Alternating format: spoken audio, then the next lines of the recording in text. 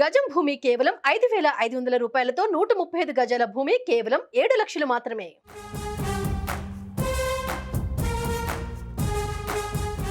తెలంగాణకు కొత్త గవర్నర్ రాబోతున్నారా? ప్రస్తుత గవర్నర్ తమిళిసై బదిలీ కాబోతున్నారా? అసలు గవర్నర్ పదవిపై తమిళిసైకే ఆసక్తి లేదా? ఇంకేదైనా రాజకీయ కోణం ఉందా? తెలంగాణలో కొత్త గవర్నర్ నియమించాల్సిన వస్తే పొలిటికల్ లీడర్లకే ఛాన్స్ దక్కుతుందా, లేక రిటైర్డ్ ఆఫీసర్కు అవకాశం వస్తుందా? తెలంగాణలో కొత్త ప్రభుత్వం కొలువు తీరిన ఈ తరుణంలో కేంద్రం ఎలాంటి నిర్ణయం తీసుకోబోతుంది?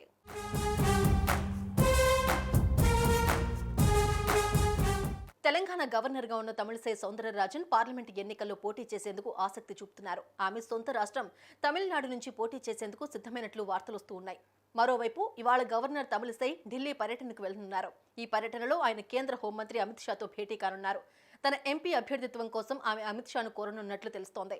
తమిళనాడులోని దక్షిణ చెన్నై లేదా తిరునెల్వేలి నుంచి పోటీ చేసేందుకు ఆమె సిద్ధమైనట్లుగా తెలుస్తోంది. మరోవైపు తాను పోటీ చేయబోయే నియోజకవర్గంలో జనవరి నుంచి విస్తృతంగా పర్యటించాలని తమిళిసై ఏర్పాట్లు చేసుకుంటున్నట్లు సమాచారం. 2019 సెప్టెంబర్లో రాష్ట్ర గవర్నర్గా తమిళిసై నియమితులయ్యారు. ఈ ఏడాది సెప్టెంబర్ నాటికి 4 ఏళ్ల టర్మ్ పూర్తయింది.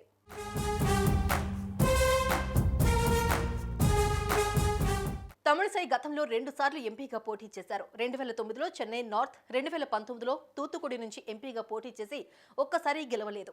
మరో 3 సార్లు అసెంబ్లీకి పోటీ చేసినా గెలుపు అందుకోలేకపోయారు. కానీ ఆమె పార్టీకి చేసిన సేవలను గుర్తించిన బీజేపీ అధిష్టానం 2019లో సెప్టెంబర్లో తెలంగాణ గవర్నర్గా నియమించింది. ఆ తర్వాత 2021 నుంచి పుదుచ్చేరి లెఫ్టినెంట్ గవర్నర్గా అదనపు బాధ్యతలను తీసుకున్నారు. అయితే ఎంపీగా తమిళిసై పోటీ చేసేందుకు ప్రధాని మోదీ, అమిత్ షా గ్రీన్ సిగ్నల్ ఇస్తే ఆమె బరిలో ఉంటారు. ఇక తమిళిసై అనుకున్నట్లుగా అవకాశం లభిస్తే తెలంగాణకు కొత్త గవర్నర్ను కేంద్ర ప్రభుత్వం కేటాయించనుంది.